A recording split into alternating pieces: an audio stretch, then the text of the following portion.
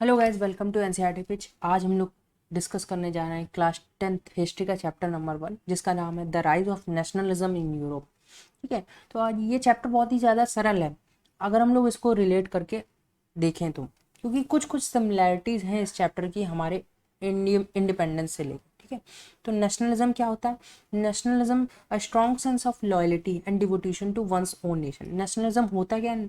Nationalism एक तरीके से लॉयल्टी होती है, वफादारी होती है अपने नेशन के प्रति, अपने देश के प्रति वफादार रहना ही नेशनलिज्म कहलाता है। ठीक है, अब जो यूरोप में नेशनलिज्म फैला उसके लिए कौन कौन से फैक्टर रिस्पॉन्सिबल थे? तो पहला फैक्टर हो गया फ्रेंच रिवॉल्यूशन। देखें तो फ्रेंच रिवॉल्यूशन क्या था?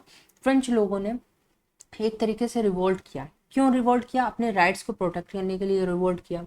ठीक है, तो यही फ्रेंच रिवॉल्यूशन कहलाता है। इसको हम लोग आगे डीपली डिस्कस करेंगे। ठीक है, हिस्टोरिकल इवेंट था, emergence of national state.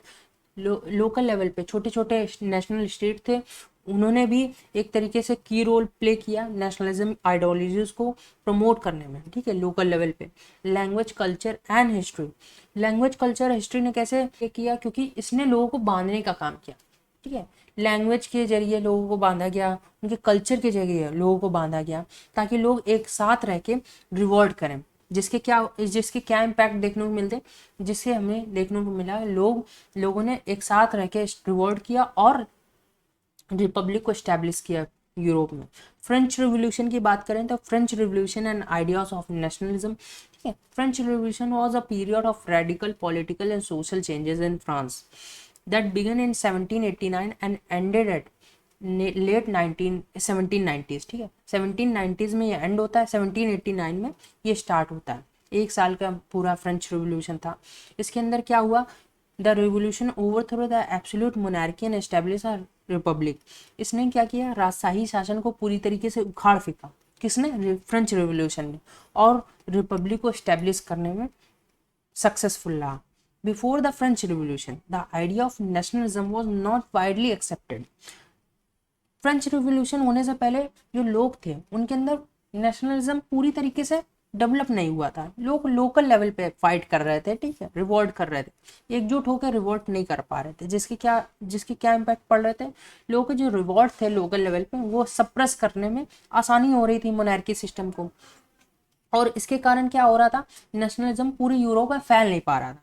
People were more likely to identify their local regions or their social classes than with their nation as whole.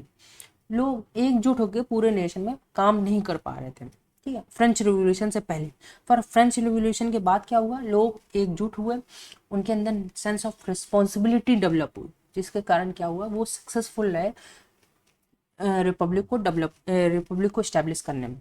ठीक है, French revolution also help to create a sense of national identity among the French people. इसने क्या develop की? National identity develop की, लोगों के अंदर एक फीलिंग लाई कि हम इस नेशन के वासी हैं, देशवासी हैं, तो हमें इस देश के लिए काम करना होगा। ये फ्रेंच रिवॉल्यूशन ने क्रिएट किया लोगों के अंदर। Causes of French revolution. अब इसके कॉजेज क्या हुआ? मतलब इसकी पहली ये डिमेरिट थी, सोशल इनइक्वालिटी को डेवलप किया इसने सोसाइटी में। ठीक है, इकोनॉमिक हार्डशिप को ला दिया सोसाइटी में। इकोनॉमिक हार्डशिप मतलब महंगाई बढ़ा दी। मतलब लोगों के पास पैसे नहीं थे चीज़ें खरीदने के, चीज़ें महंगी थी। ठीक है, इन्फ्लेशन को डेवलप करने का काम भी किया। Influence the enlightenment ideas. इसने क्या किया? इलाइटमेंट आइडियाज को इन्फ्लुएंस किया फ्रेंच रिवॉल्यूशन ने, जिसके कारण French revolution on the ideas of nationalism. अब इसके इम्पैक्ट क्या पड़े नेशनलिज्म को लेके? ठीक है, इसका पहला इम्पैक्ट पड़ा spread the ideas of liberty, equality and fraternity. इसने क्या प्रमोट किया? फ्रेंच रिवॉल्यूशन ने क्या लाया? लोगों के अंदर लिबर्टी लाई, आज़ादी लाई, लोगों के ऑफ लिबर्टी को डेवलप किया, इक्वलिटी को डेवलप किया और फर्टिनिटी को डेवलप किया कि हम अपने राइट्स के लिए लड़ सकते हैं, रिवॉर्ड कर सकते हैं और रिपब्लिक को इस्टेब्लिश कर सकते हैं। Inspired people across Europe to fight for their rights and independence. इसने लोगों को इंस्पायर किया कि हम फाइट करेंगे और इंडिपेंडेंस को इस्टेब्लिश करेंगे। अब कुछ ऐसे लोग थे जिन्होंने नेशनलिज्म आइडियोलॉजीज को फैलाने का काम किया, जैसे कि Napoleon spreading the French revolutionary ideas through his conquest. जैसे नेपोलियन हो गए, इन्होंने क्या किया? लोकल लेवल पे जाके फ्रेंच रिवॉल्यूशन के जो आइडियाज़ थे उनको लोगों के अंदर पहुंचाया। इससे क्या हुआ? लोगों के अंदर फीलिंग आई नेशनलिज्म की कि हमें इस देश के लिए काम करना होगा, तभी यहाँ पे रिपब्लिक को इस्टेब्लिश हम लोग कर सकते हैं, नहीं तो हमें पूरी ज़िंदगी ऐसे ही सप्रेस होके रहना पड़ेगा। तो नेपोलियन ने काफ़ी अच्छा काम किया लोगों के अंदर, एक सेंस ऑफ रिस्पॉन्सिबिलिटी डेवलप करी। ठीक है, impact of French revolution on other European nation. अब इसके इम्पैक्ट क्या पड़े और भी नेशन में, यूरोप के और भी देशों में क्या इम्पैक्ट पड़े। People saw the power of collective action and possibility of changes. लोगों ने देखा कि हम एकजुट होकर काम करेंगे तो हम ये पॉसिबिलिटी है कि हम चेंज ला सकें। ठीक है, नेशनलिस्ट मूवमेंट गेन मोमेंटम। इसने क्या किया, जो नेशनलिस्ट मूवमेंट चल रहे थे उनको मोमेंटम देने का काम किया फ्रेंच रिवोल्यूशन में। Emergence of national state, national state का इमरजेंस किया। Breaking away from empire and forming independent nation. इसने लोगों के जो सोसाइटी में मोनार्की सिस्टम था उसको ब्रेक किया और एक तरीके से इंडिपेंडेंट स्टेट को इस्टेब्लिश किया। रोल ऑफ क्या कहते हैं, एकजुट होने का काम किया।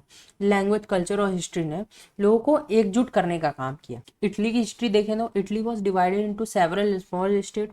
जो इटली था वो छोटे छोटे स्टेट्स में, मतलब छोटे छोटे देशों में बटा हुआ था। और इस पर कौन रूल करता था, फॉरेन पावर्स। ठीक है, दूसरे देश के लोग इटली के ऊपर रूल करते थे मोनार्की सिस्टम को इस्टेब्लिश करके। तो इसमें यूनिफाइड करने का काम किसने किया, गिसेपी मजीनी ने। इन्होंने क्या किया, लोकल लेवल पे एक पार्टी बनाई, मतलब एक ऑर्गेनाइजेशन बनाई, सीक्रेट ऑर्गेनाइजेशन, जिसका काम क्या था, नेशनलिज्म आइडियाज़ को लोगों के अंदर फैलाने का काम करना था लोकल लेवल पे। यंग इटली नाम की ये पार्टी थी, ये एग्जाम में पूछी जाती है, हर बार एग्जाम में पूछी जाती है, तो इसको याद रखना किसने इस्टेब्लिश करी थी और क्यों इस्टेब्लिश करी थी और इसका काम क्या था। इसका काम यही हो गया कि नेशनलिज्म आइडियोलॉजीज को प्रमोट करना लोकल लेवल पे, लोगों के अंदर सेंस ऑफ रिस्पॉन्सिबिलिटी को डेवलप करना। ठीक है, एक सीक्रेट सोसाइटी थी यंग इटली, किसने फाउंड करी थी, गिसेपी मजीनी ने फाउंड करी थी। ठीक है, तो ये एग्जाम में आपको पूछी जाएगी, तो आप ये बता सकते हैं एक एक लाइन में, दो दो लाइन में आपको अच्छे नंबर मिल जाएंगे, पॉइंट्स में लिखेंगे तो। गिसेपी गलीबंदी क्या थे, ये एक तरीके से इन्होंने एक आर्मी बनाई थी लोकल लेवल पे, जो कि इटालियन इंडिपेंडेंस के लिए काम करती थी। इटालियन इंडिपेंडेंस के लिए इन लोगों ने फाइट करी और इंडिपेंडेंस दिलाई। ठीक है, और Cavour played a crucial role in diplomatic efforts to unite Italy. इन्होंने एक तरीके से डिप्लोमेट थी, इन्होंने डिप्लोमेसी, अपनी डिप्लोमेसी के जरिए इटली को यूनिफाइड करने का काम किया।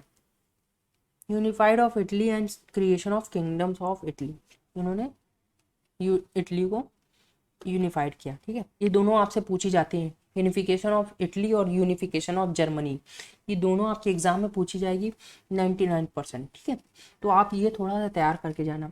ओटोमान बिस्मार्क कौन थे, गिसेपी मजीनी कौन थे, गिसेपी गलीबंदी कौन थे, इनके रोल्स क्या थे और इन्होंने कौन कौन सी सोसाइटी को फॉर्म किया था। Unification of Germany, background and division of Germany. Germany consist of numerous independent state. Germany क्या करता था, छोटे छोटे देशों को कंटेन करता था। रोल ऑफ ओटोमन बिस्मार्क, ये स्किलफुल डिप्लोमेट थे, जिन्होंने क्या किया था, जर्मनी को यूनिफाइड करने, जर्मनी लोगों को यूनिफाइड करने का काम किया था अपने थ्रू हिज डिप्लोमेसी। ठीक है, वॉर्स ऑफ जर्मन यूनिफिकेशन। अब कौन कौन सी वॉर्स लड़ी गई जर्मन यूनिफिकेशन की, जर्मन को यूनिफाइड करने के लिए। ठीक है, तो पहली वॉर हो गई डेनिस पर्शियन वॉर, जो कि जर्मन को यूनिफाइड करने के लिए लड़ी गई। Austro Prussian war and Franco Prussian war. और इसको वर्ल्ड वॉर वन भी इसमें शामिल कर सकते हैं, जिसमें जर्मन को यूनिफाइड करने का काम किया। Formation of German empire under the leadership of Persia. Persia इसको लीड कर रहा था। जो नेशनलिज्म आइडियोलॉजीज थी लोगों के अंदर, उसको कौन कौन से चैलेंजेस फेस करने थे। ठीक है, तो पहला चैलेंज ये था कि जो मोनार्क सिस्टम था वो इसको पूरी तरीके से सप्रेस करना चाहता था, ताकि उसकी राजशाही चलती रहे। और ये जो क्या कहते हैं, लोगों के अंदर रिपब्लिकन आइडियाज़ आ रहे थे कि हम रिपब्लिक स्टेट इस्टेब्लिश करेंगे, इसको सप्रेस किया जा सके और हमारी मोनार्की ईजिली चले अंदर। Role of women. अब वुमेन्स के रोल्स देखें तो वुमेन्स बहुत ही इम्पोर्टेंट रोल प्ले किया इसमें। वुमेन्स जो औरतें थी उन्होंने बहुत ही इम्पोर्टेंट रोल प्ले किया। कैसे कि वुमेन्स जो थी वो लोकल लेवल पे जाके नेशनलिज्म आइडियाज को प्रमोट करती थी। मतलब अपनी सोसाइटी में रह के लोकल लेवल पे नेशनलिज्म के आइडियाज को प्रमोट करने का काम वुमेन्स ने किया। ठीक है, इससे क्या हुआ, एक तरीके से मोमेंटम आ गया लोगों के अंदर कि हमें नेशनलिज्म, हमें नेशन के प्रति काम करना पड़ेगा, ये हमारी सेंस ऑफ रिस्पॉन्सिबिलिटी है। ठीक है, हमें रिपब्लिक को इस्टेब्लिश करना है ताकि हम अपनी लिबर्टी को इस्टेब्लिश कर पाए, हम अपनी फ्रीडम को क्या कहते हैं महसूस कर पाए, या फिर फ्रीडम का मजा उठा पाए। ठीक है, समरी ऑफ की पॉइंट। अब समरी देखे तो nationalism emerged as a powerful force in Europe. ये पूरे यूरोप में एक तरीके से पावरफुल फोर्स के तरीके से इसने काम किया। नेशनलिज्म आइडियोलॉजीज ने French revolution and नेपोलिक era influence nationalist movement. नेपोलिक era और फ्रेंच रिवोल्यूशन के कारण जो क्या कहते हैं नेशनलिस्ट आइडियोलॉजीज थी उसको इन्फ्लुएंस मिला। Unification of Italy and Germany as a significant example, significance of example, important nationalism in shaping the modern one, formation of national state, influence on political, social and cultural development। ठीक है, ये आपसे ज़्यादा पूछा नहीं जाएगा, थोड़ा थोड़ा देख लेना तो समझ में आ जाएगा। ठीक है, बाकी आपका जो चैप्टर था वो पूरी तरीके से हमने समझा दिया सिंपल शब्दों में और कम समय में। ठीक है, आप अगर एक बार देख लेंगे तो आपको आइडिया हो जाएगा पूरे चैप्टर का।